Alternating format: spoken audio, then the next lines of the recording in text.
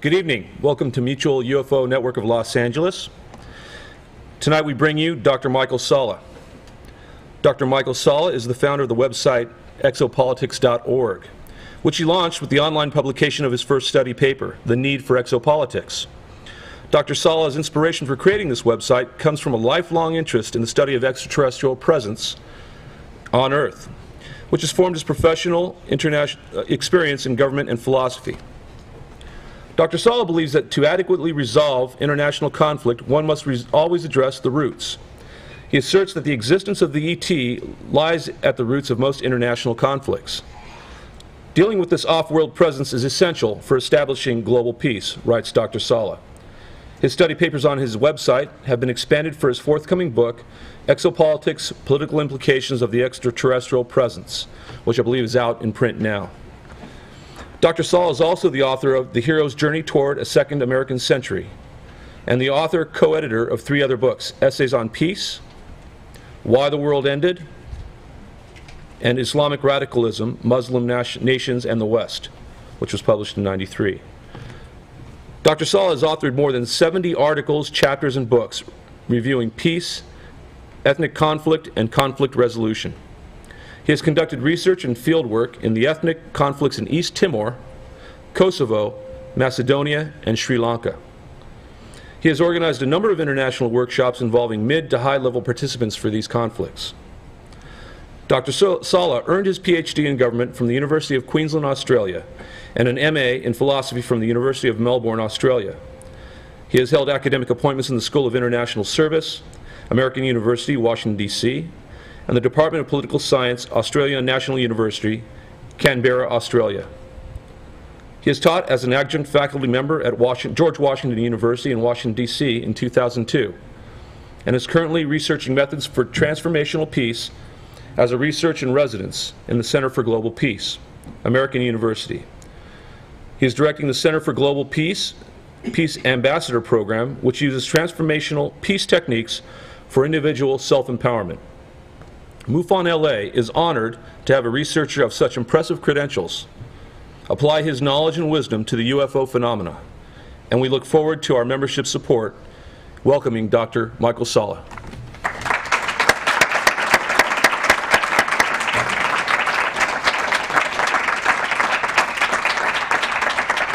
Thank you, Steve, for that warm welcome, and thank you for MUFON members for having me come out and address you tonight. I enjoy the prospect of going through the UFO phenomenon in a way that hopefully will be of interest to many of you who may not have seen what a political perspective to the UFO phenomenon would look like. Because having had the last 3 years now as an opportunity to look at the literature on the UFO phenomenon, what I've seen is that there has been extensive work done on it in terms of it as a natural phenomenon requiring natural science methodologies and techniques to understand what exactly UFOs are and what their consequences are and what the implications of that are. But myself, having a political science background, what I'm interested in is exactly what the policy implications are of UFOs. And when one looks at the history of the UFO phenomenon, something that's overlooked is that the UFO phenomenon from the very beginning was not just a scientific issue, something for the scientists to resolve, for the astronomers or the physicists, the engineers to look at the evidence and make a decision about whether or not these things were real.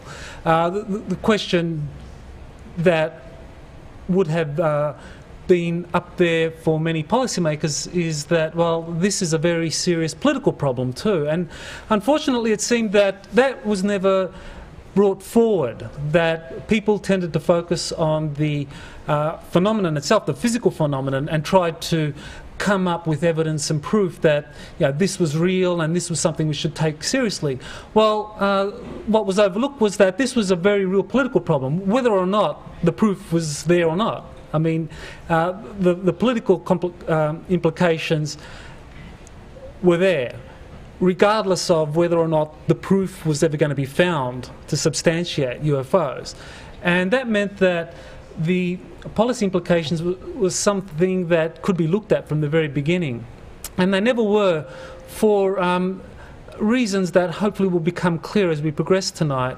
But essentially what I'll be arguing is that they weren't looked at because the whole phenomenon was managed in a way that anyone that was looking at the policy implications, or what I would regard as the political implications, were basically branded conspiracy theorists, speculators, and that this was seen to be something that was unnecessary and something that really was jumping the gun, that we needed proof first before we could look at the policy implications. But that, in fact, is not the way political science works. Political science works on developing a process for understanding any phenomenon, and that requires looking at it in terms of the policy implications, regardless of the actual methods that are used to substantiate it. So anyway, I'll be talking about that as we go through the presentation tonight. So let me just begin with some definitions about, well, what exactly is exopolitics?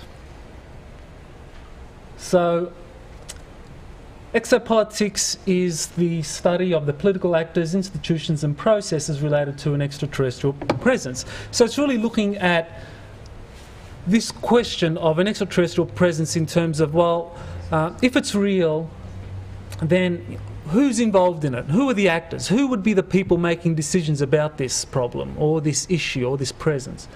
Who are they? What institutions have been set up? What institutions have been deliberately created in order to deal with this possible problem or this possible presence? See, the question of exopolitics is one of, what are the political actors, institutions, to deal with something that may very well be real based on the evidence that was presented at the time. You don't need to have proof before you do this. You just have to have a very credible possibility that this is going on for this sort of process to start. So I don't think the people in the Truman administration, when they were looking at the sightings, say from Kenneth Arnold and the Roswell crash in 1947, that they would have been waiting for the field reports to come in before they started to do any of this stuff. They would have began their preparations once there was a very credible possibility that this was going on. And then finally, the processes related to an extraterrestrial presence. What processes are put in place to deal with it? One of the processes will be something we'll look at tonight, which is how do you deal with the public response to a possible extraterrestrial presence? Is it something that you just allow to unfold as the events themselves unravel, as people get evidence or as reports come in? Or is it something that you try to deal with at a very early stage because the process in terms of disclosure of an extraterrestrial presence is so serious politically that you don't want it to become something that's accepted in the public arena before you've actually worked through the consequences yourself first. So the processes are very important. So that's basically just a definition of what exopolitics is, seeing as that's a term that I've adopted, and now I've created a website and have a book out looking at this. So first of all, let me look at the question of, well, what is exopolitics? Is it speculation or is it a science? Well, we know what the natural sciences are. I don't need to go over that too much. They tend to focus on quantitative methodologies based on inductive reasoning, which involves such things as being able to observe objects and come up with theories, hypotheses, explaining what's governing such things as the behaviour, the movement of those objects. So, for example, if we go to one of the most famous natural scientists, Isaac Newton, I mean, he did that in terms of observing the motion of objects and came up with his laws of motion. And the third law, as many of you know, is that for every force there's an equal and opposite reaction. And he based that purely on quantitative methods, just observing a phenomenon, the movement of objects, and watching this happen over a rigorous kind of time frame that then allowed him to reach a conclusion that, well, in fact, this is a law, and that that was based on inductive reasoning. You observe a phenomenon enough times to arrive at the conclusion. Well, it's every time you've applied a force to an object, there's an equal force in the opposite direction, that this happens every time that you've conducted that experiment, well, then there's a law. So that's a quantitative methodology. You can measure it, you can touch it and feel it. Now, the social sciences are different. They're still science, but they use qualitative methodologies. And these are typically based on deductive reasoning. And what's the difference? Well, for the social sciences, you would tend to do something like observe the behaviour between human groups. And then you'd draw together hypotheses based on that. And you would develop qualitative methodologies for testing that. So, for example, one of the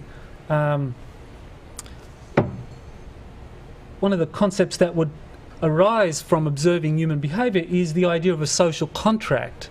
A social contract, for anyone who's ever done any political science in any university, is basically a political construct in terms of what it is that binds communities together, what it is that allows communities to function as cohesive social units where people can interact with others on the basis that there's going to be cooperation, where you, for example, can take a walk down the street knowing that you're not going to be attacked every time you do that, that there's a social contract in place where you know that because you've surrendered certain freedoms to the state, that you're going to be protected, that every time you walk out and go down the street that you're not going to be attacked and robbed, and that this is not something that is at all common.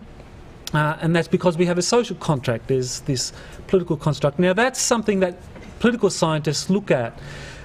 Now, it's not something that you can quantify. It's not something that you can touch and feel and see. It's an observation that's made from using qualitative methods, just observing human behaviour and arriving at these constructs, that there's something real there that's binding communities together that we call a social contract. So that's really a very profound difference between the social sciences and the natural sciences. One is based on what can be observed, what can be set up in terms of methods that can test whether this phenomenon is going to substantiate a theory or a law, and the other based on qualitative observations, based on things that can't be felt or touched or seen or observed and measured, but things that often have to be deduced from the thing that's under observation. So the qualitative method is much more elastic. You use a much wider array of tools, but it's still a science. It's still a valid approach to observing a particular phenomenon. So, just to quickly go over the scientific method, because I want to contrast this with what I'll be doing tonight with exopolitics. Typically, you would do something along these lines. You would observe the physical world, the facts, come up with hypotheses based on the observation, come up with some experimentation to prove or disprove the hypothesis based on quantitative methods, and then you would arrive at new laws or theories. So that's just very quickly the scientific method that many of you, I'm sure, are very familiar with.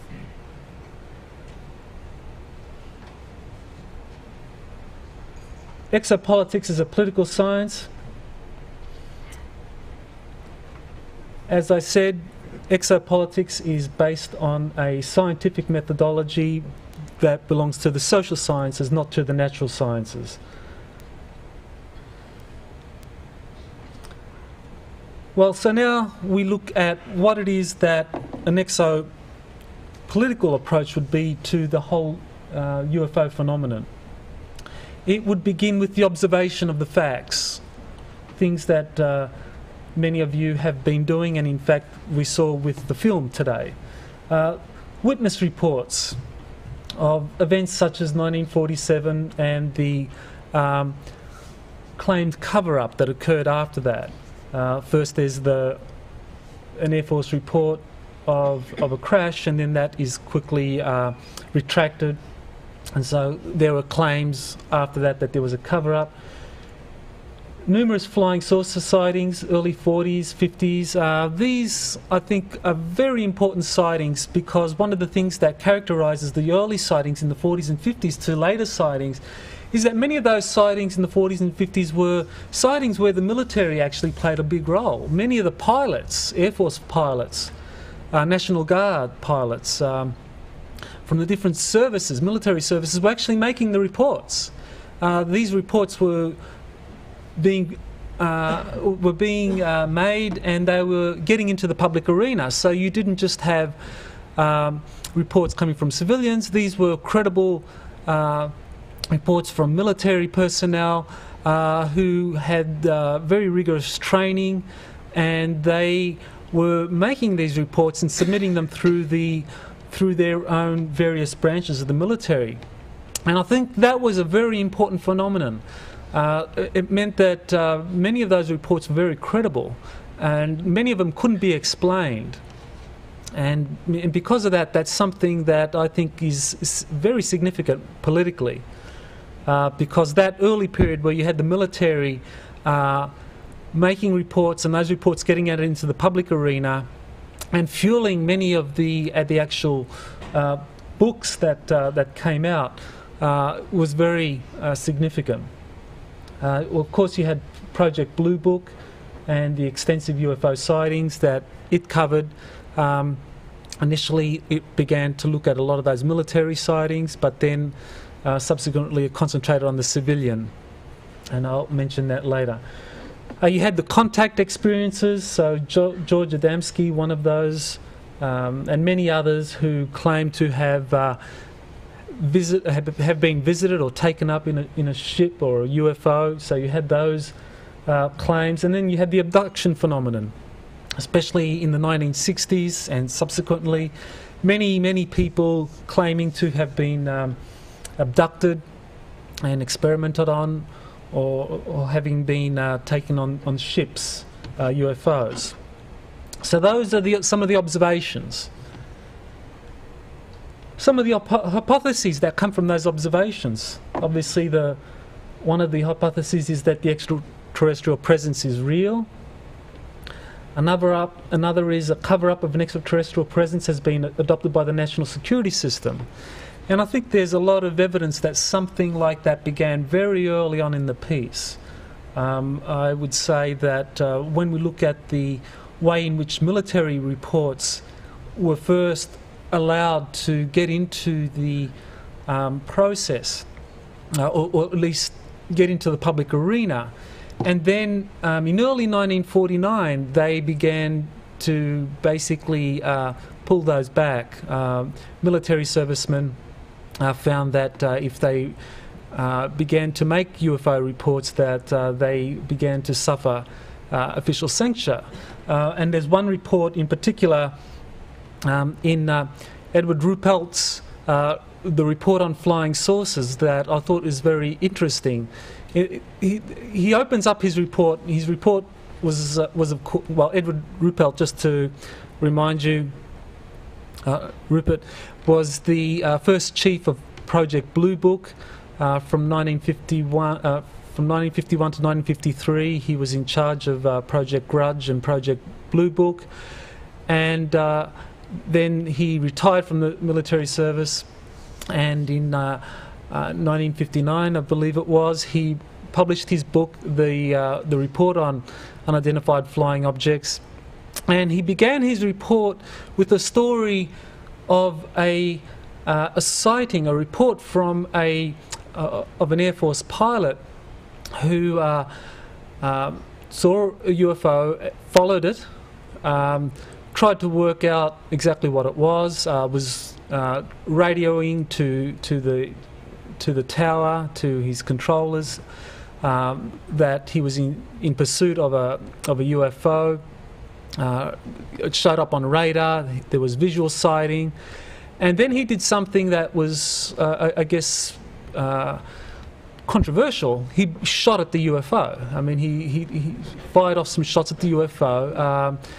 I'm not sure exactly why he did it. He probably thought that because he couldn't close the gap, that firing at it would be something that might help him catch up or bring it down. Well, when he went back to the base, he made his report, and the base commander was furious at him. Basically, the base commander said, "Well, you're just making this up. You know, you just shot off some rounds up there.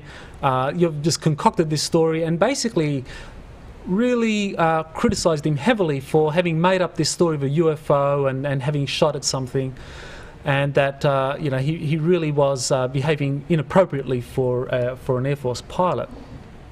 Well, what happened was that the Air Force intelligence officer who got the report was instructed to destroy the report. What he did was he contacted Ruppelt and said, "Well, you should look at this report before I destroy it." So Ruppelt went and had a look at the report, and basically Ruppelt was a very objective person, very honest. He looked at the data that was presented and made his observations based on that, and he was excited by the report, but also very concerned that in fact the commander had come down so heavily on this pilot for having made such a, what in the commander's opinion was such an absurd report to cover up shooting, launching off some rounds up during his flight. So that report was something that eventually was destroyed, according to Rupert. It never got into the Project Blue Book. And what that signifies to me is that in fact there was a deliberate attempt to intimidate pilots, intimidate Air Force personnel, any military personnel who were making UFO reports, to intimidate them that this would not be something that would in fact be constructive for their careers. And Ruppelt made the same observation, and he dated it to February of 1949. He says that in February of 1949 there was a very discernible change in the official culture. Previously to 1949, the military were fairly open to the reports that their pilots and military personnel were making of UFOs. Subsequent to February of 49, there was closure. Senior Air Force officials were not supportive at all of military personnel making reports of UFOs. In fact, you had a change from Project Sign, as the name suggests, something that signifies a major event, to Project Grudge in February of 1949. And you don't have to think too hard to realise that, well, if you change a project name from something like Sign to Project Grudge, you're sending a signal. And the signal was that UFOs are not something that are going to be supported in terms of the senior military being open to lesser ranks making reports on UFOs. And that in fact is what Ruppelt observed in his report. So what we can see is that in fact something had begun back then. In 1949 there had been a decision made to begin to prevent these reports getting out into the public arena, to intimidate military personnel that if they were going to be making these reports, that it wasn't going to be easy for them. What are some of the political events that happened then? Well, 1948 there was a very close election between Truman and Dewey. Truman was widely tipped to lose that election, and in fact in a very famous photo you had President Truman in 1948, holding, I think it was the Chicago Tribune. Basically, the Chicago Tribune was saying Dewey wins. So it was a very close election. But then in 49, well, Truman won, and in 49 he begins his next term. What that meant was that politically, and this is where I'm now looking at it just in terms of an analysis, I think what happened was that in 1948, basically the UFO phenomenon was something that was still fairly new. As far as the Air Force was concerned, it was still fairly new. And they were really trying to work out what to do. They were trying to work out, well, do we basically go public on this? What do we do about pilots making these sightings and releasing that information into the public arena?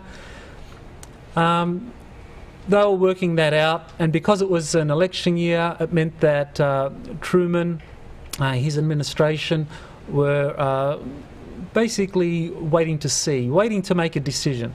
Once the election was over, it was clear Truman had won. Then a decision was made, and in February of 49, it appears that that decision was clearly one that the UFO phenomenon was not something that was going to be encouraged by the military in terms of their personnel, their civilians, or sorry, their personnel releasing reports on UFOs. In 1953, you had a joint Army, Navy, Air Force policy, which meant, which basically made it a crime for any military personnel to release information on UFOs. So in 1953 it became law. Any military personnel discussing UFOs could be subject to very severe punishment, jail, 10 years jail, $10,000 fine. So basically there was closure as far as the official process was concerned. And I think some of the best sightings actually happened then, and it was because the military were involved, and they were very competent in terms of being able to identify what was happening. You look at something like the 1952 Washington sightings, where you had Air Force jets up there trying to catch these UFOs. They had visual sighting, they had radar. There was conversation between the radar, the air traffic controllers and the pilots, all suggesting that something very real was up there. There were photographs as well, of course. That was one of the more famous sightings, and I think very credible evidence that something was happening. Now, as a political scientist, you don't need to have 100% proof. Now, a natural scientist might. A natural scientist might say, okay, I need to have 100% proof before I say this is a UFO. A political scientist doesn't need to have that. A political scientist can just look at the very credible possibility that this is a UFO, to look at the process that has been set up to deal with that, and then make observations that in fact the process has been compromised. And I think that's what happened. The process was compromised, but I'll talk about that more in a few minutes. I think one of the things that did happen as a result of the UFO phenomenon being taken very, very seriously by the military intelligence community was that they set up a political military infrastructure to respond to the extraterrestrial presence. I believe that this infrastructure was basically something that was set up under the Truman administration. In 1947, you had the National Security Act that basically reorganized the military, created the CIA, and I believe also initiated a what I call a second Manhattan Project, but I'll talk about that as well in a few minutes. Agreements reached when visiting extraterrestrial races. I believe that there's enough evidence to point to a meeting having occurred, actually more than one meeting having occurred with extraterrestrial races and the Eisenhower administration and possibly even other administrations. So I'll get to talk about that as well. So those are some of the hypotheses based on some of the data that exists.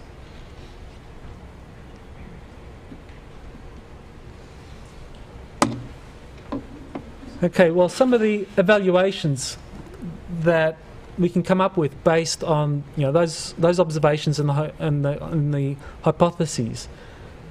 Well, there are some leaked documents. The Woods documents, the Majestic documents, refer to some of those leaked documents. In particular, there was the famous Truman Memo in 1946, where he called for the creation of Project Majestic.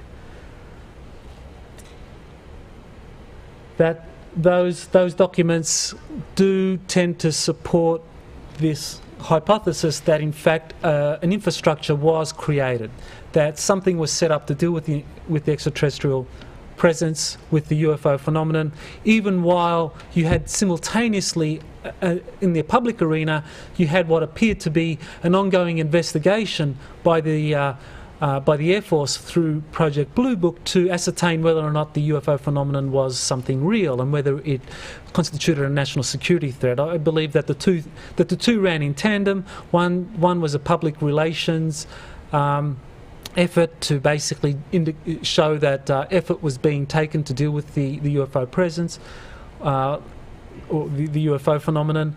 But on the other hand, you had a very serious attempt to deal with the very real political implications of what I believe was concluded very early on, that this was in fact an extraterrestrial presence and that it could be explained. Creation of a black budget. Well, obviously if you're going to create an infrastructure to deal with an extraterrestrial presence, if you're going to do that in a way that's secret from the public, that's secret in terms of Congress not having any knowledge of that, you'll have to create a black budget. You'll have to create something that allows you to generate funding without it being controlled or monitored by Congress. Congress has very strict oversight of all appropriations. Even the DoD, Department of Defense, its appropriations are very closely monitored. So if you're going to create a black budget, you're going to want to do that in a way that you can raise revenue without Congress actually getting wind of what's happening. So the CIA Act of 1949 actually created a process where a black budget could be put in place to generate funding without Congress knowing about it and how much was there. Some of the evaluations, Major Donald Kehoe, his book Flying Saucers Are Real in 1950. Kehoe did a lot of work interviewing military personnel. He was a former major in the, I believe it was the Air Force.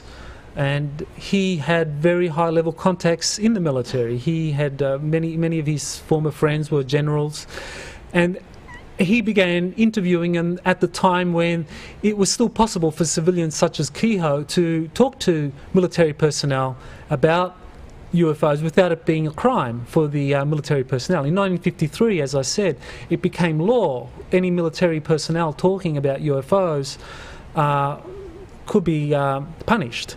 But in 1949 actually was when Kehoe was doing his interviews. It was still possible for someone like Kehoe to interview quite a collection of people, and what he concluded based on those interviews, based on the testimonies, the evidence that he saw, the data that he had seen, that UFOs, well, he called them flying saucers. That he said that they're real, that they're interplanetary, and that was the conclusion that he reached after having launched a very thorough investigation. And we're talking an investigation that Kehoe conducted from around the middle of 1949 up until the end of 1949 when his first article was published. And then he continued to do his interviews through 1950 when he finally published his book. And his conclusion was that they're very real and that they're interplanetary. The Air Force knows, and the Air Force is dealing with them. And Kehoe, incidentally, was one of the very first to understand the political significance of this. He knew that it wasn't just a question of evidence. The evidence was there. It was overwhelming. It was clear. There was a political process set up in place to make sure that this evidence didn't get out into the public in a way that would be conclusive. So the process was manipulated. As I said, that the earlier incident where the testimony of that Air Force pilot who shot at the UFO was simply destroyed because the commander of the base said, well, the pilot made it up. And to my mind, the commander was probably following orders or following a process that he was instructed to follow, which is to make sure that no credible reports of UFOs get passed on to the public arena. Intimidation, silencing of key witnesses. There was the incident involving James Forrestal, who was Secretary of Defence. Now, the interesting thing was that Forrestal was Secretary of Defence. Beginning of 1949, Truman wins re-election. Forrestal has had a falling out with the Secretary of the Air Force, a man by the name of Stuart Symington, and there was a very famous or notorious incident where Forrestal apparently went into a car, into a staff car with Symington, and this is after Forrestal was having some difficulty. He was complaining of having been followed by mysterious figures. There were rumours that Forrestal was unhappy with the way in which the UFO phenomenon was being handled. It seemed that he wanted to move ahead with disclosure, make an announcement to the public, but he seemed to be in a minority. The incident with Symington apparently destabilised him mentally. He came out of that car and he was essentially very, very disturbed after the conversation with the Air Force Secretary, and soon after that Truman relieved Forrestal of his duties. Forrestal was replaced. He had a nervous breakdown, was taken to the, I believe it was the Bethesda Medical Hospital, and then he was found dead. Apparently he had committed suicide from the 16th floor, but many claimed that in fact he had been pushed. Well, I mean, of course those are rumours, but one of the things that I'm very interested in from that was that in fact Forrestal, as the Secretary of Defence, seemed to have some policy difference with the Air Force Secretary, and the Air Force, as I said, basically implemented in early 1949 a policy of closing down on these UFO reports getting into the public arena. Captain Edward Ruppelt, the former chief, well, his report, as I said, came out in 1959, and I thought that report was a very important report. I think if you just go to that one report, you will find in there all the evidence you need to realise that what we had was politically a very real phenomenon. Now, you might still say, as Ruppelt himself said, that okay, we need more evidence. That's fine, you can do that. Any natural scientist has the right to do that. We need more evidence, fine. But politically, if you looked at Ruppelt's report, you can say what we have here is a very serious political phenomenon, a political event that's being dealt with. The way in which Project Blue Book was resourced, the way in which junior officers were put in charge of what seemed to be a phenomenon that had tremendous public interest. I'll give you an example. 1952, the Washington flyover, Ruppelt wanted to investigate. Now, he's a captain. He rings the Pentagon and says, I want to investigate this. I want to go around and start interviewing the different people who made reports and do a proper investigation. Well, he's told, well, sorry, he's a captain. He's not entitled to a staff car. Well, can he hire a taxi and then, you know, get reimbursed for that. Well, no, he can't do that. He isn't going to be reimbursed for using a taxi, and he was told he should use a bus. Well, he basically, after trying to do this, he got in touch with his colonel out at Dayton, where the Air Technical Intelligence Centre was, and got in touch with the colonel. The colonel tried to help him, but no luck. Essentially, because Ruppelt was only a captain, he was denied a staff car to be able to investigate this phenomenon in 1952, the Washington flyover, which was very significant. So you have there an example of how Project Blue Book simply wasn't given the resources to do what it was supposed to do. It was understaffed, and this was a chronic problem throughout the years, and I think the answer is in Ruppelt's report. Now, the interesting thing about it is that Ruppelt made his report, issued his report in 1959. In 1960, he was found dead. He died of a heart attack. He was 35 years old. And his report was very important because basically his report was saying, well, his report was very strong evidence that there was a political process put in place. And he himself said in the report that he had a very real fear that he was just basically the front man for a cover-up. He didn't like it, and he said it. He was a very honest man, and he basically said that this was a process that he wasn't very happy with, but because he was very thorough, he did what he could, given the resources he had. But he was aware that the process was not something that, to his mind, was really very credible, very honest. So he was unhappy about that. Another interesting event was that in 1961 you start to have reports of abductions. In the 1950s you had a lot of reports, but they were kind of the friendly space brother reports. In the 1960s now you have the sinister abductions. What happened? What brought about a change? That's something I'll look at.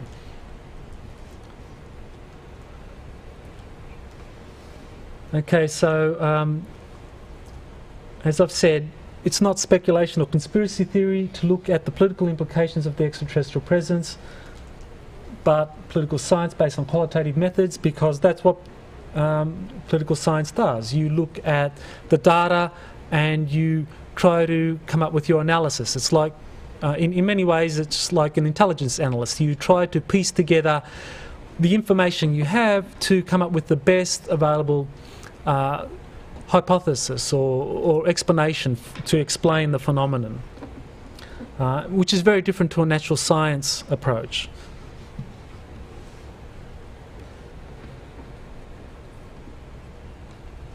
What was the national security process that was, or the national security policy that was set in place?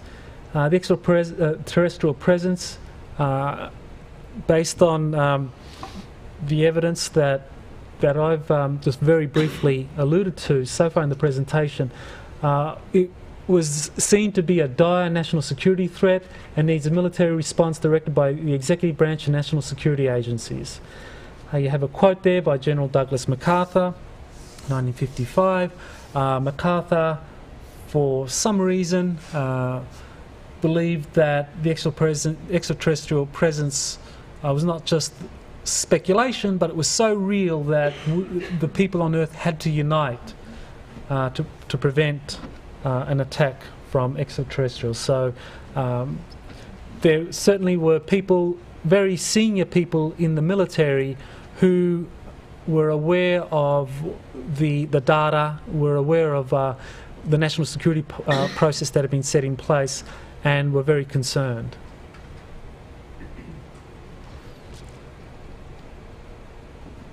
Need to keep the extraterrestrial presence hidden from Congress, from congressional and elected officials, since this may compromise national security. No congressional oversight. There's a famous memo from President Truman to Secretary Forrestal in 1946, where he refers to the creation of Operation Majestic 12. and you can see that the people that were dealing with Operation Majestic 12, which I believe really is the project that was initially set up to deal with the extraterrestrial presence, that it was with Secretary Forrestal, of course, who was the Secretary of Defence, Dr. Vannevar Bush, who was the very famous scientist that was head of the Office of Science and Technology, and the Director of Central Intelligence. But wasn't this before Central Intelligence was created? The Director was created before the actual Central Intelligence Agency. In this case? In 1947, the Central Intelligence Agency was created. But there was already a director in 46? There was a director that was... Is that Hillenkotter? I believe so. It was Hillenkotter.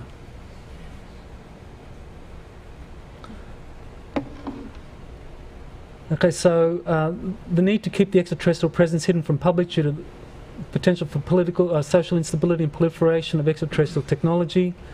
Here you have another leaked document, supposedly from a Majestic 12 Special Operating Manual. And as you can see, it reveals about the classification process, that this was something that was going to be above top secret, that it was not something that an ordinary congressman would have access to. Congressional officials typically have top secret access, or can have top secret access, but to have it above top secret, or you needed to have, it was basically a compartmentalization process, and you needed to have a need to know. So that particular document from 1954 is further evidence that something in fact was put in place.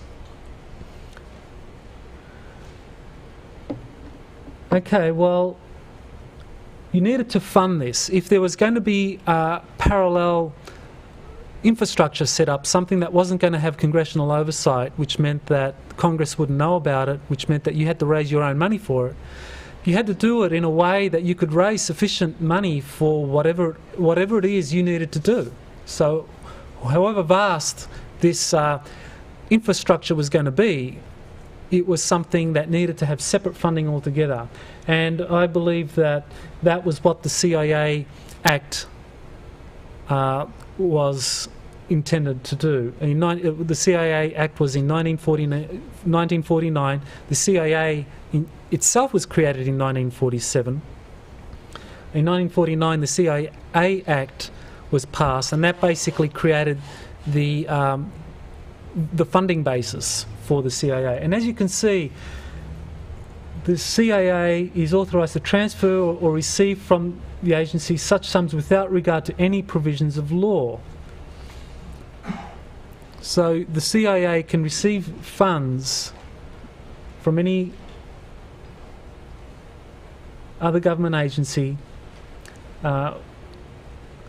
without regard to law, without regard to limitations of appropriations from which transferred. So, for example, just say the Department of Housing and Urban Development gets funding to create, say, to subsidise low-income earners. So, just say they get $5 billion for that. Now, one possibility is that the director of HUD can be approached by the CIA, and that some of that money can be funneled to the CIA, and that this is lawful because the 1949 CIA Act makes it lawful for funds to be transferred without regard to limitations of appropriations from which transferred. So even though that money was appropriated from Congress for the specific purpose of subsidising low-income housing, the HUD director may choose to comply with any directive from the director of the CIA to pass some of that money onto the CIA, and that would be perfectly lawful because Congress passed this law. So the CIA has a lot of power to raise funds. Okay, some of the dilemmas. Congress, public not to know the true size of the black budget because it's unlikely to approve it.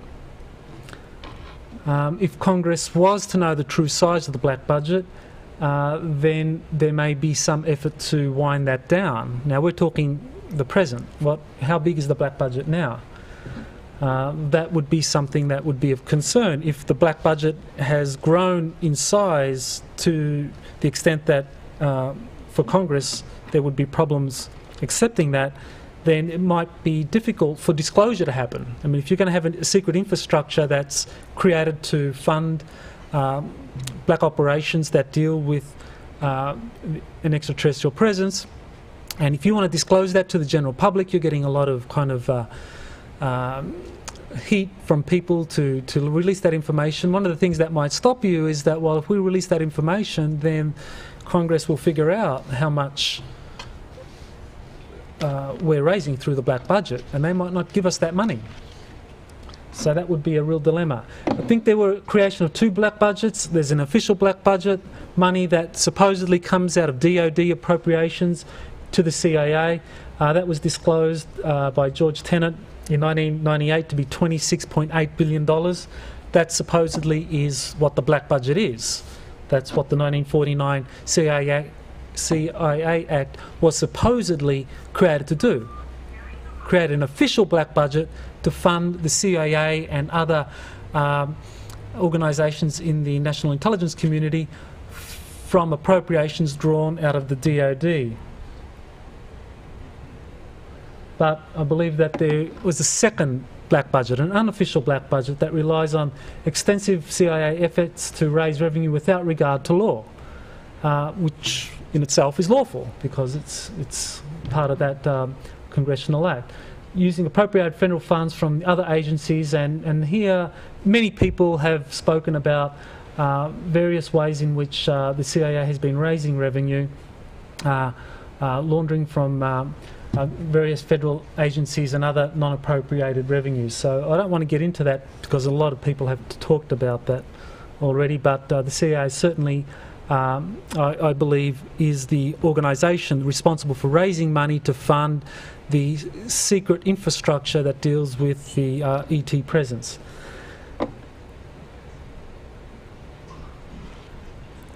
The only person who has power to deal with those funds is the director of the CIA. I'll just move quickly through that. Okay, the true size of the black budget. I have a report on my university website, so you'll feel free to visit that. You can read the report there, where I actually go into detail in terms of how the CIA raises its black budget to fund, to fund the second Manhattan Project, and you'll see that there's a lot of evidence supporting that particular process. So just visit that website there. I'll just move on to give you an estimate of the black budget. I won't go into any great detail because I want to cover some other things in the time that I have left.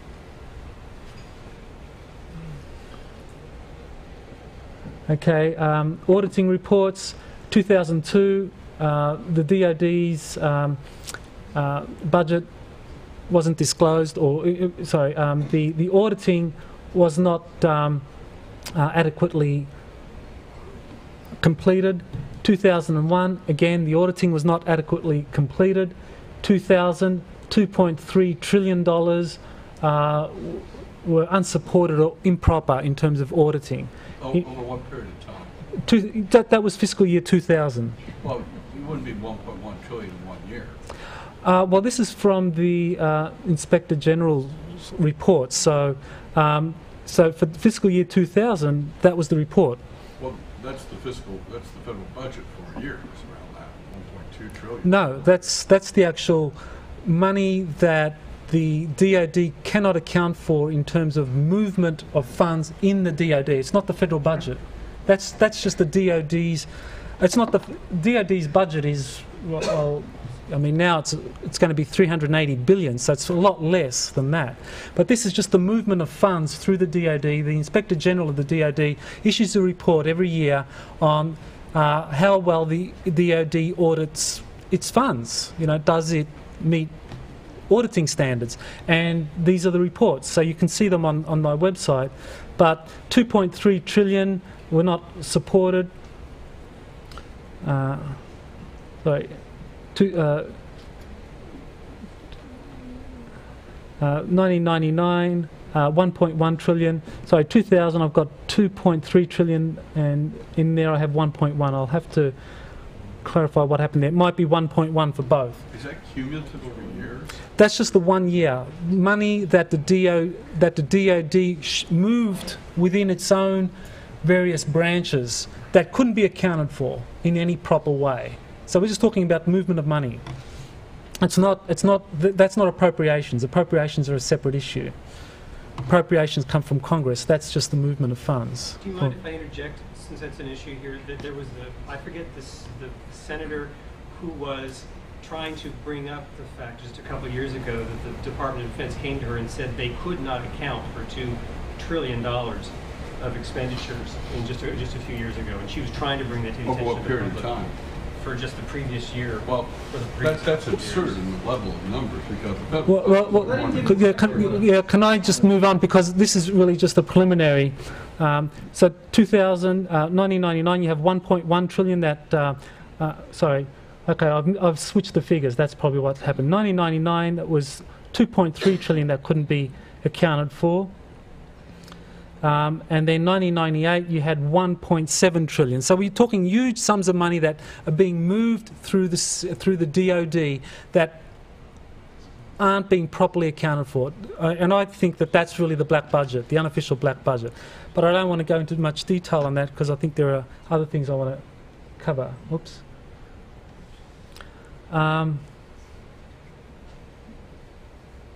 Okay, so that's the auditing report. There was a meeting. There's evidence of a meeting that the Eisenhower administration had with visiting extraterrestrial races at Edwards Air Force Base on February 21, 1954, which is in 3 days' time. 3 days' time we'll have the 50th anniversary of that. Out at Edwards Air Force Base. There's a paper that I've put together which goes over the evidence for that, the various sources supporting that, and I've had some interviews since then basically confirming that in fact this meeting did go ahead, that a meeting had occurred, that in fact the very first meeting didn't go well, that the meeting occurred with a particular race called the Nordics, that this race insisted on unilateral disarmament and spiritual evolution prior to technological assistance, and there was heated debate amongst the Eisenhower administration about what to do. They eventually decided not to reach an agreement with the Nordics, with that particular race. I have to move quickly just to cover everything now, so forgive me for going through this so quick. There is a later meetings with a different extraterrestrial race that is willing to trade technology for the right to abduct civilians for limited medical experiments. Colonel Corso, I think, is a very good source that gives us some credible evidence that in fact this was what was going on. He refers to a forced surrender. He basically says that the ETs forced the US to make a deal like this, where in exchange for some technology the ETs would do things that, in Corso's opinion, were basically a violation of US sovereignty. The US military intelligence community has a need to monitor and replicate subsequent grey extraterrestrial events, and so there you have stories about military abductions, mind control. Obviously, if a particular extraterrestrial race are abducting, monitoring, conducting experiments with humans, the military would want to know who's being abducted, what's happening to them, what influence do the ETs have on those civilians.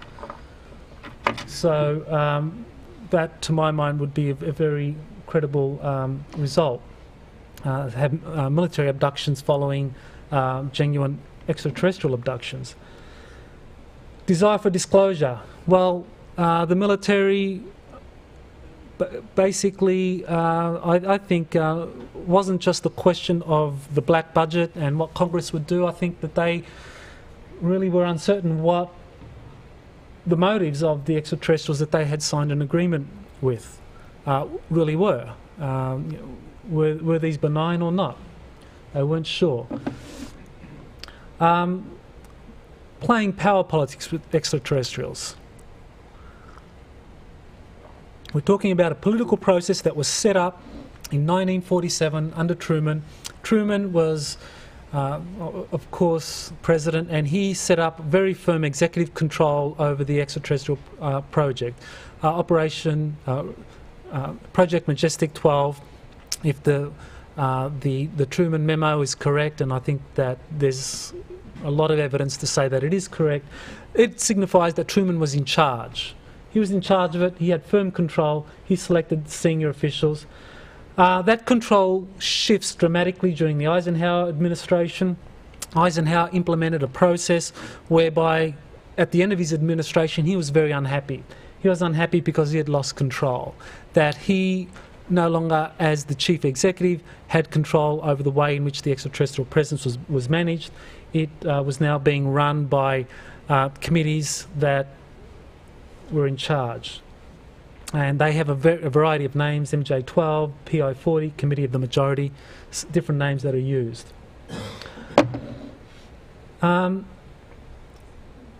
Eisenhower persuaded to continue Truman's policy of non-disclosure despite indications he desired disclosure. Some people say that Eisenhower really wanted to do the right thing here.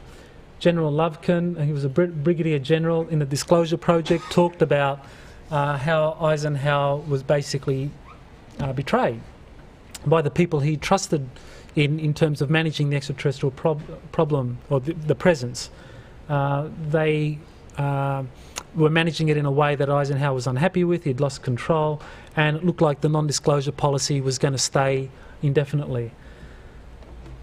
Who was it that was managing the extraterrestrial committees? Well, Nelson Rockefeller was chairman of President Eisenhower's Advisory Committee on Government Organisation, 1953-59. So Rockefeller played a very prominent role. And he was also Eisenhower's special assistant in Cold War strategy. I believe Rockefeller was one of the key, if not the key, people that was dealing with the management committees that were responsible for the extraterrestrial presence. As special assistant in Cold War strategy, Rockefeller directly shaped the strategic response to the extraterrestrial presence. Rockefeller relied on Henry Kissinger, who was a consultant to the Eisenhower administration. Kissinger got his PhD in 1954 and immediately began consulting the Eisenhower administration, and regularly made trips from Harvard University, where he had a position as a professor, down to Washington, D.C. On a weekly basis. He was travelling down as a consultant, so Kissinger was involved in that. And there's a lot of evidence of Kissinger having been involved in the ET presence from Germany. He was involved in Operation Paperclip. Now Kissinger, and this is from my own background now, he's a master political strategist. He specialises in a strategy called realpolitik, or power politics. And what it is, power politics is all about maximising the national interest within a competitive system of sovereign states. So you have a number of states that are competing against one another, and you want to maximise the national interest of your state in that competitive system, but at the same time you want to maintain a balance of power or equilibrium amongst sovereign states. You don't want the system to break down, because if it breaks down then everyone suffers. But if you maintain equilibrium but at the same time expand and increase your position, then you're doing well. Kissinger was a master strategist in that doctrine. Kissinger's ideal the person that he was most influenced by was Otto von Bismarck, a 19th century Prussian and then German minister, or prime minister and chancellor. Using this doctrine, Bismarck raised the influence of Prussia from a middle-ranking German state to the centre of a German empire that then became a powerhouse in Europe, and obviously, as we all know, went on to almost win the First World War. Bismarck's strategy of realpolitik was a combination of diplomatic caution, so very cautious diplomatically, but ruthless military pursuit of selfish interest in a competitive state system. So when he needed to be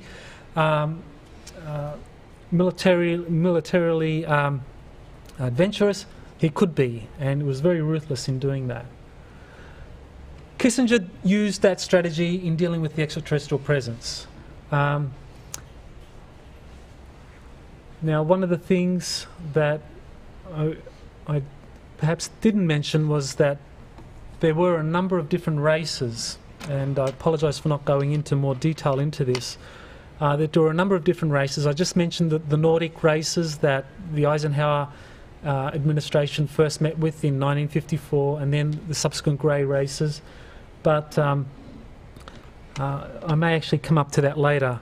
But according to Bob Dean, who I believe has actually addressed this meeting before, there were 4 major groups of extraterrestrials known to the military.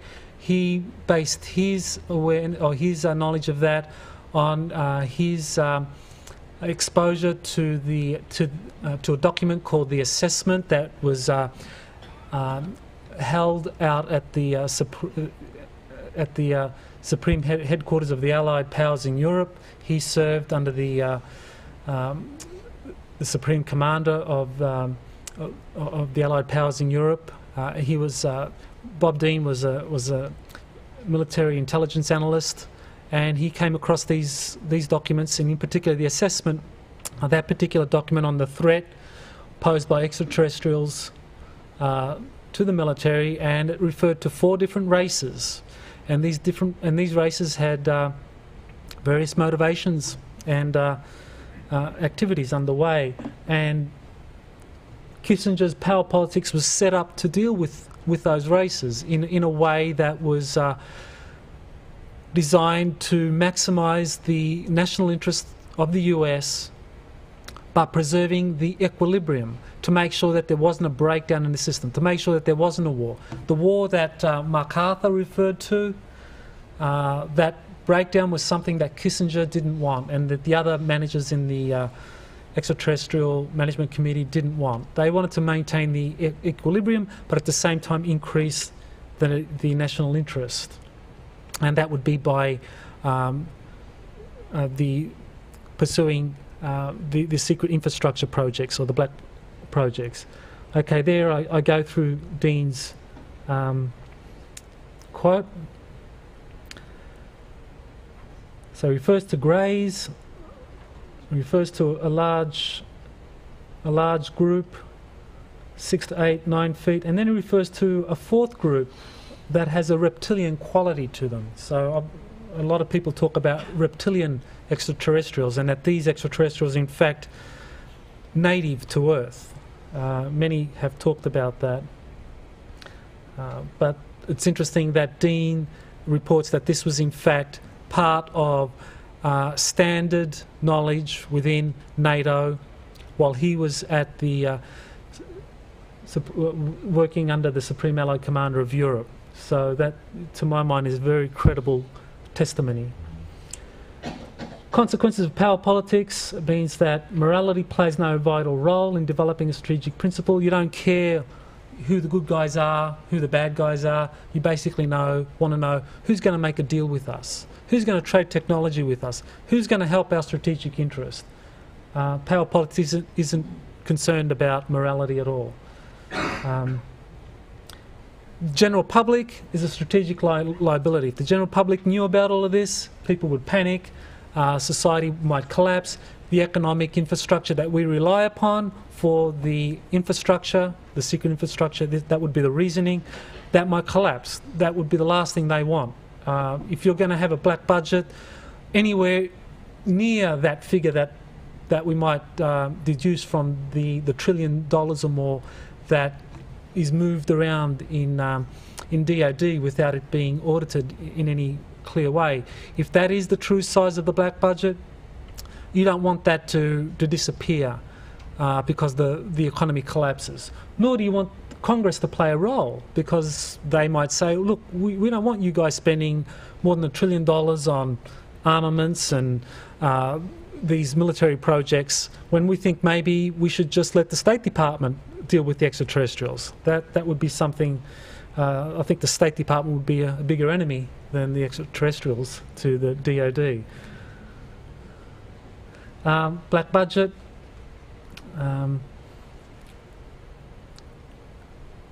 I've already mentioned that. Okay, now the big thing about all this is if you're going to have a power politics approach, you don't care about the ETs that you do business with. You just want to get technology and build up your position, your military, so that you're strong enough to deal with an extraterrestrial threat.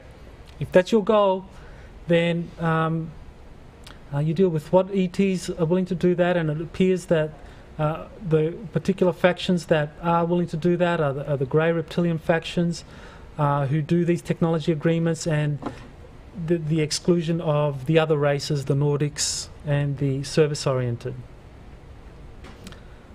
So that would mean that some particular categories of extraterrestrials have more influence than others, and because they're doing technology agreements, exchanges, that means that they're going to have extensive interactions within the secret Manhattan Project that has been put in place, that the infrastructure projects that have been put in place would be working with extraterrestrials in many cases, and so you would have a very significant problem in terms of what might happen if these extraterrestrials in some way subvert the process.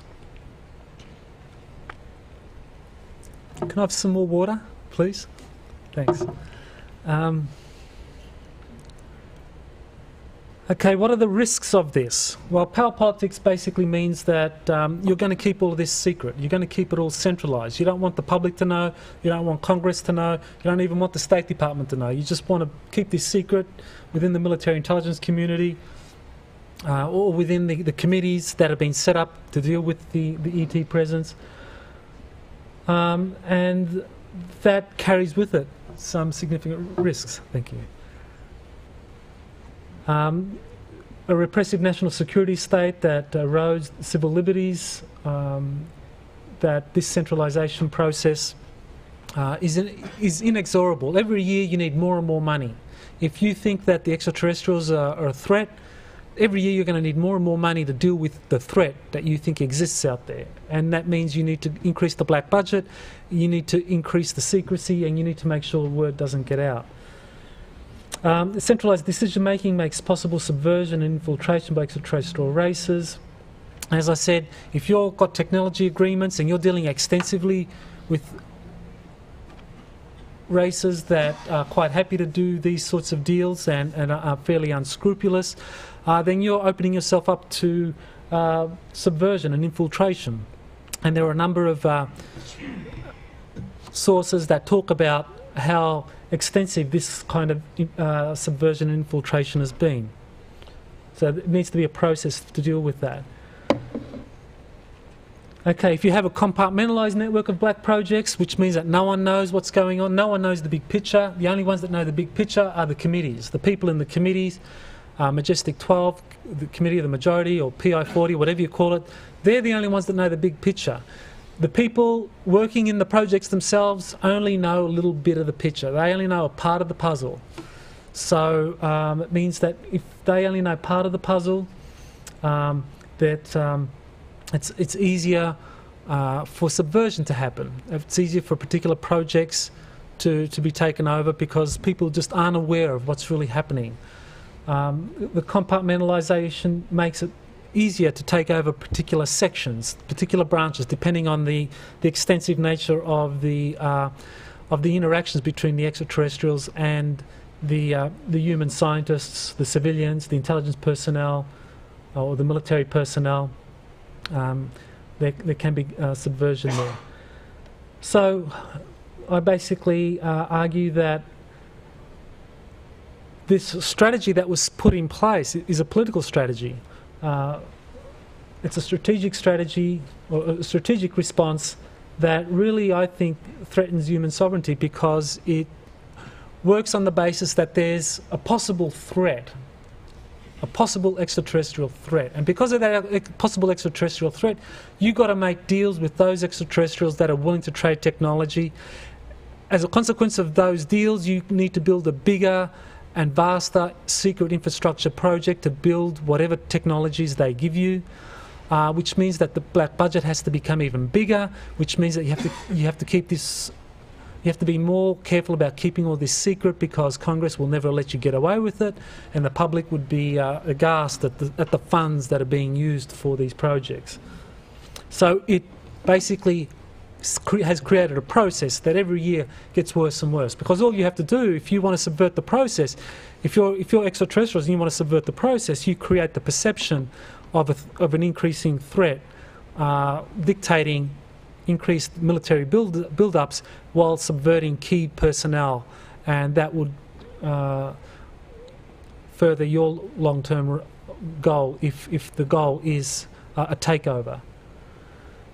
Okay, so what's the alternative strategy? I think the alternative strategy is transparency, getting all this out into the open, doing what I'm doing, basically saying, you know, this is what's happening, making sure that all aspects are scrutinised, officials made accountable. This eliminates possible subversion by unfriendly extraterrestrial races. Democratic decision-making processes. Provide a set of checks and balances to make sure that there's no undue influence by extraterrestrials interacting with human society. That I believe that the evidence is that some extraterrestrials are in a process of subversion, and that there needs to be a process set in place to prevent that from happening. And the more transparency and the more democratic decision-making processes are created, I think that helps that process, prevents that subversion from happening. What do you do about the general public? Consciousness raising involving expanding of awareness of individuals so that they can develop equitable relationships with visiting extraterrestrials in open interactions. In other words, all this has been happening in secret. There's been secret infrastructure projects that have been working with extraterrestrials from as early as the 1950s, the Eisenhower meeting, and maybe even earlier. Some reports say that out of the Roswell crash, or around that time, even then, there were some work with an extraterrestrial, a captured extraterrestrial in that case. So developing an awareness of individuals so that they can deal with extraterrestrials in open interactions. In other words, if we want this to be something that gets into the public arena, we don't want it to happen in the secret infrastructures that have been set up. We want it to happen in the open, which means that whatever is happening should be happening in a transparent way where everyone is aware of what's going on, and so we can have accountability and have a democratic decision making. And also collaborative projects with friendly extraterrestrial races. In other words, okay, we know that the military set up projects with those extraterrestrial races that were willing to trade technology for various interests that they had, such as biological experiments. What about the other extraterrestrial races that supposedly were friendly and just wanted to help in consciousness raising? What about them? Would they be good partners to help deal with individuals becoming more aware of what's happening? Okay, well, this is where I kind of do my pitch now a bit, that we need to move into exopolitical activism or civil rights. We need to see this more in terms of a civil rights issue that needs action, needs political action, because there needs to be awareness of exactly what's going on and full disclosure. Well, of course, everyone knows about the need for disclosure. promoting awareness of exactly what's going on, to my mind, means that we need to look at the political dimensions of the extraterrestrial presence. If we just focus on the proof, the evidence, I think people have done a lot of good work on that and continue to do a lot of good work. But I think that a lot of the best work was done very early on, and it was the work that was done in terms of those military personnel that were allowed to give reports up until 1953. After 1953, military personnel haven't been able to give those reports. So up until 53, you had really good reports by the military. And so those are some of the best ones. We can base our political assessments on that. We don't need to look at anything subsequent. Everything subsequent helps, but I think the ones up until 53, I think they're sufficient to make the sort of conclusions that I've been making. And I think there's a hidden system of segregation, really. I mean, a system where you have a part of American society that is aware of the extraterrestrial presence, that works in the black projects, that even works directly with extraterrestrials. And they enjoy the financial benefits of that. There's a black budget which is very generous in terms of the resources that scientists, military personnel, civilians have that are working on any of those black projects that are part of what I call a second Manhattan projects. That the funds are very, very generous. But at the same time, most Americans are denied the benefits of that very vast budget or black budget that is being generated for these technologies, and most Americans are simply unaware. You know, we are focused. I think there's been a deliberate effort to manipulate the general public to stay focused on the question of proof, because they knew that if people were arguing over proof, they would never figure out that all of this stuff was really happening, and that and I think that's been a very deliberate strategy. So I think that there is a separate system. Those, a minority that enjoy the benefits of a black budget, all of the technologies that the extraterrestrials have provided, the awareness, the knowledge of the extraterrestrials, and the rest of the population, the mass, who are denied all of those things. Okay, there's going to be a global commemoration. This is part of this kind of exopolitical activism. You're welcome to join this. On my Exopolitics website you can find more information on this, but basically this is just to raise awareness. Get people thinking that, well, in 1954 President Eisenhower did have a meeting with extraterrestrials. There's a lot of evidence saying that he did, and so let's commemorate that. And make it part of our culture, of our tradition, and that way we can then move forward and deal with all of these issues about the extraterrestrial presence. Okay, so how to support exopolitics? Okay, well, like everyone in this field, we're always struggling to kind of get the word out and do our things. So what are some of the things that I'm doing you could support? Well, a book. I've just got a book that just came out. It came out last Thursday, so unfortunately I couldn't get it out here in time. But you can order it online. You can order online my website, the Exopolitics website, or there's a phone number if you wanted to order by phone. It's called Exopolitics. So just Exopolitics by Michael Salla if you're interested in that book. There are exopolitics courses. I've started doing some courses now on exopolitics. So there's a course running at the moment for spring and summer. So there's a course. Subscription lists, getting the word out is important. So if your name is down there, I can get the word out to you whenever an event is happening or wanting to pass on some information. Funding opportunities, it's always great to have people willing to fund various initiatives, and there are a lot of things that I would really enjoy being able to do. Of course, doing more of this research, doing a documentary on President Eisenhower's meetings and agreements. I think those agreements, the meetings that Eisenhower had, are really fundamental. I mean, people talk about them all the time. People like Philip Corso. There's the General Lovekin talks about Eisenhower's meeting, Eisenhower's efforts to deal with the ETs. So there's a lot of evidence that these meetings did happen. Creation of a non-profit to deal with exopolitics, website development, so all of those things all require funding. So there's opportunities there for those of you that are willing to support in that way.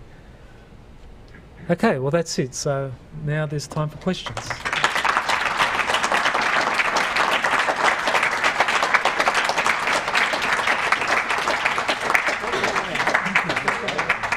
Folks, we'll take questions now. Dennis, you got the mic set up to my right. One question at a time, please. And if you have more, just get to the end of the line. And after the Q&A, we're going to go over to the Paradise Cafe, the hotel coffee shop, have a little coffee talk, and you'll get to talk to Dr. Salla personally. So we hope you'll join us over there. Hi. That was so informative. I wanted to ask if you have any theories about the government eventually coming out with some kind of disclosure, but a disclosure that protects their budget and protects their agenda by not admitting their lines of negative ETs and, you know, pushing fear on us to get us to continue to fund it and to, you know, that kind of a scenario. What do you think may happen if they're forced to admit something, but they want to control it? Well, it's a great question. I mean, this has been something that they've been struggling with for over 50 years, and I think it gets harder each year to make a decision. And I think there might be some kind of external factor that needs to happen. Either some kind of intervention from other ET races, or a mass public awakening to force this disclosure, because I think it hasn't happened. I think each year it gets harder for this sort of disclosure to happen without some external factor coming in. So I think there needs to be an external factor.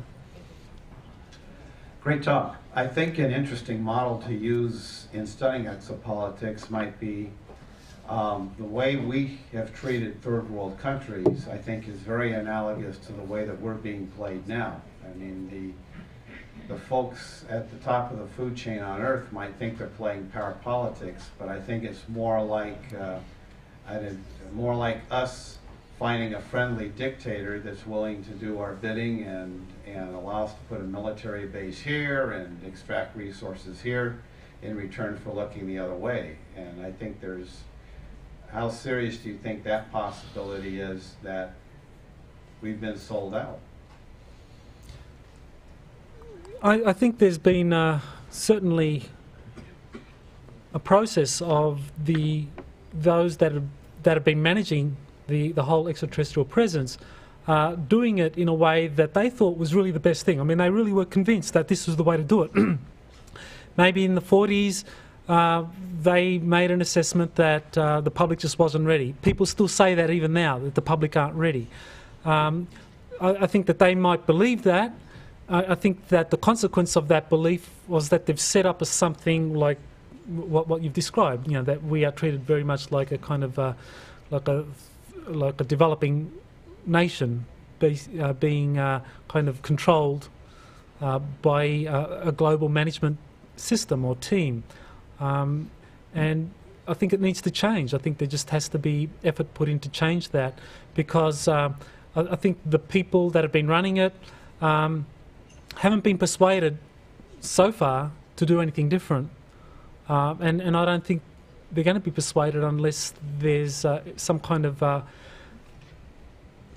systemic challenge that really forces them to make a disclosure.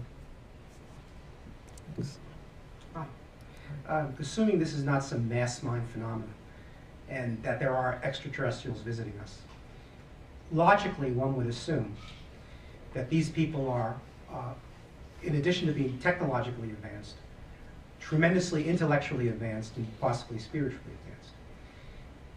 It seems to me that they would be calling the shots, because you've probably considered this, but you're talking about a dialogue. Maybe there isn't a dialogue. Maybe there's a script. They can make themselves known anytime they want. Maybe basically, you're talking about having a dialogue and all of this. Well, we're less than a primitive society to them. Maybe everyone is just following a script that's given. Maybe there isn't any government cover-up. Maybe basically they're, world leaders are being told exactly what to do or else. They're in complete control, I would think. But I wonder if you've considered this. Well, I think that's something that may happen. I think at the moment there's still a sovereignty, that we still have control. But I think that may well happen.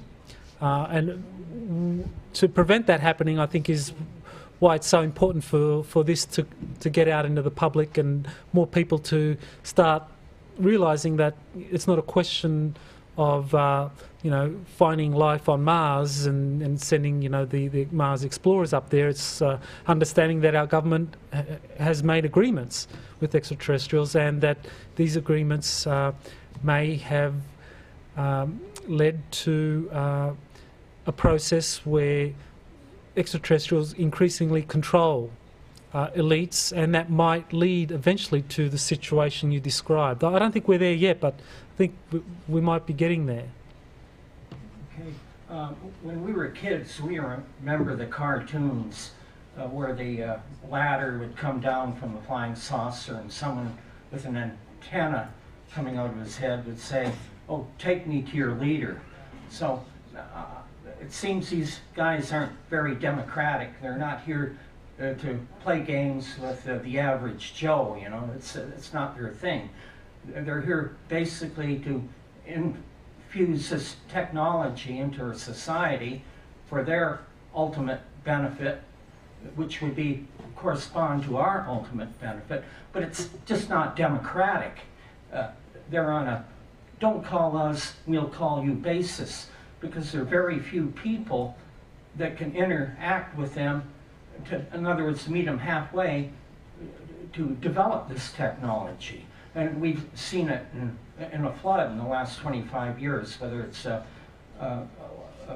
laser, universal product code scanners, compact discs, fax machines, whatever, geopolitical, geo-positioning systems, which has been also adapted for the military. And my question is, are you familiar with the Matrix series of books, volumes 1 through 5 by Valdemar Valerian, which explains this covert program? Right. I'm familiar with it. I mean, I haven't read them all, but I have come across some of that material, and it seems that he does use a lot of the reports of various insiders from the military intelligence community describing some of the things that we've been talking about and what you've just said. Yeah. In other words, most people wouldn't want to know any stuff like this, or if they did, it wouldn't be very pleasant for them. Well, I think there's a choice that has been made, which was done without the majority of the population knowing. And I think because it was done in secret and done by those within the military intelligence community, it meant that a particular policy was chosen, and that policy was one of developing deals with those extraterrestrial groups that were willing to trade technology that could be used for military applications. And I think that is something that the general public would not be happy with if it ever came out. And I think that's where the biggest hope lies, because as people become aware that this was the choice that was made, then we can change that. Okay, another thing is this. Do you know anything about an agreement between these extraterrestrials and the shadow government about some kind of deal deporting the poor and disabled to underground bases, to streamline population and to provide provisions for extraterrestrials? And have you done any research about underground alien bases Valdemar Valerian's Red Matrix books and other books like it. Well, I looked at the Dulce underground base, and that was something that I examined from a number of testimonies, used some of the work of Paul Benowitz. I think some of you have heard of him. He was a electronics specialist, and he was able to discover through monitoring some electronic communications that there was a base in Dulce, New Mexico, and that this base actually was playing a role in terms of joint human extraterrestrial projects, and that involved some civilians being taken there. Now there's some evidence for that happening, and I think those disturbing stories are the sort of thing that many people have described, and there's varying amounts of evidence for that. But the key is that as long as you have secret projects in place, it means that agreements are going to be made which aren't going to be for the best interest. And we know that intelligence communities abuse civilians for projects that think are going to increase the national interest. I mean, the CIA is on the record for having conducted mind control drug experiments on civilians during the 1950s and 1960s. In the 1970s, you had the Church Committee, the Senate Committee, which looked at the CIA abuses using all sorts of drugs and other technologies to modify human behaviour. Now, this is the CIA doing this. Now, do we think that the CIA or do we think that extraterrestrial groups might be any different who are collaborating with the CIA? There really is a lot of evidence that these kinds of abuses of civilians has been going on for a long time, even by our own intelligence organisations. So it shouldn't come as a great shock that probably this is happening with joint projects involving humans and extraterrestrials. Okay, and then one more question I have to ask. Do you know of any connections between those underground bases and those hundreds of domes they found through telescope and probes up on the Moon, Mars, Mercury, and Venus, and especially the Moon and Mars, and also this in connection to this trade deal of trading human lives through UFO abductions in exchange for alien technology the government made a long time, the shadow government made a long time ago. Well, I mean, there's a lot of things there that you comment on, and many others talk about all of these projects, and I think we can spend a lot of time discussing the various projects, how much evidence exists for these projects, but I think from an exopolitical perspective, what I'm concerned is to show that these projects exist, that the funding has been set up, the decision-making process was put in place, that the infrastructure was created for these projects to take off. And I believe that there's a lot of projects that are underway. Exactly what they're doing, well, you know, we don't know for sure. We could spend a lot of time talking about it, but I think from an exopolitical perspective, it's really critical to start having openness and transparency so that we know exactly what's happening, because I imagine a lot of the evidence is probably going to be very disturbing in terms of you know, what has been going on. So there needs to be a process put in place so that all of this information comes out. I know, but I wanted to know, how much research have you done on these problems? Well, if you go to the website, I've got the Dulce report. Okay, thank you. You're welcome.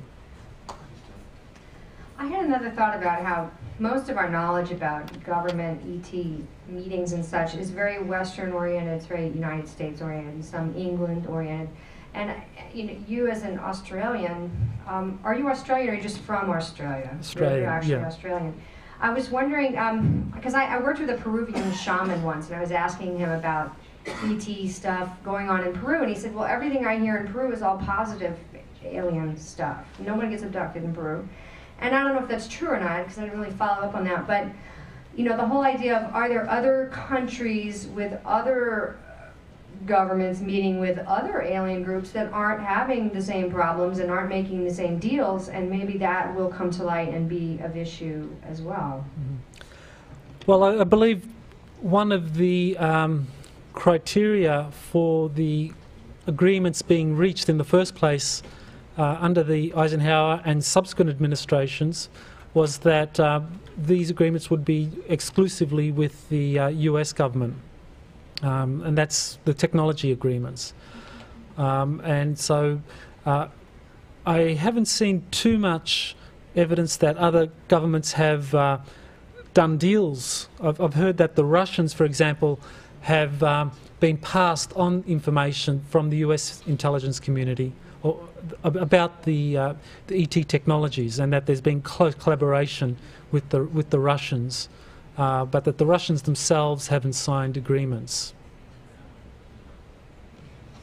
Okay, my question is, if we are exchanging, you know, human experiments for technology and stuff, what would happen if through transparency that whole process, you know, got stopped, the public outcry, you know, in the Congress saying, you know, we're not going to do that anymore. What has made these advanced, you know, aliens just not take it do it forcibly in the first place? You know, like, why would transparency force, you know, higher technology aliens to deal with us, you know, on the up and up? Like, why wouldn't that? Like, why wouldn't they in the first place just, you know, take what they needed if they're so advanced? And why would they even enter into, like, agreements and everything with us? It's a good question. I guess it would really depend on what structure exists out there. I mean, is there a structure that exists in terms of the different extraterrestrial groups? Is there some kind of interplanetary law or system that could be used to prevent these abuses happening? Could transparency lead to a public outcry whereby people say, well, we don't want this? Now, once that becomes a mass decision, you know, once people just become aware and don't want that, well then what hopefully might happen is that there might be a process set in place where, in terms of interplanetary politics, those doing the agreements might be constrained. I think there is a bigger system in place here, and we haven't really kind of looked at that closely, but I believe it does exist, and part of the process of making all of this open and transparent and accountable would lead to that bigger system coming into our consciousness, and also we would presumably start to interact with those extraterrestrial groups that were refused or that were declined. I think there is evidence that there was a benign group of extraterrestrials that approached, who didn't want to trade technology, that were willing to just help with the increase in consciousness on the planet, and they were told to leave. That the military weren't interested in that. They were interested in making deals. Yes, someone else mentioned other countries' involvement. Any country that has an advanced technological base, like Japan, or like Philips in Holland, or some of the German or British companies, they're involved too in producing consumer goods and like advanced fax machines or copying machines or whatever. But I heard a report that China was getting extraterrestrial help with their space program, just like when we went to the moon way back in '69, it was with German scientists who had a relationship with extraterrestrials. And when the German scientists left, so did the direct extraterrestrial involvement in like going to the moon. So it's a big leap from near Earth orbit to the moon. It's something that we can't do with our conventional technology. Well, I do know that some of the technologies that the US has acquired through these agreements has been passed on to Russia. So there may be a similar sort of thing happening with China. Maybe. Just a quick comment. I think the question, why doesn't advanced race just take what it wants? Why do they bother to deal with this? I think the answer might be similar to why haven't we or other superpowers just gone in and nakedly invaded a third world country? We have. Like Iraq. We have. Interestingly enough, that's when we became the only superpower. What if there are rival powers at the interplanetary, interstellar level? And yes, maybe Power A could run roughshod over us, but then Power B could retaliate by riding roughshod over some other desirable planet.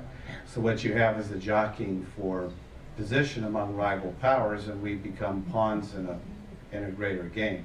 But I think that's the answer. It's not because of us, it's because there might be more than one superpower abroad in the galaxy.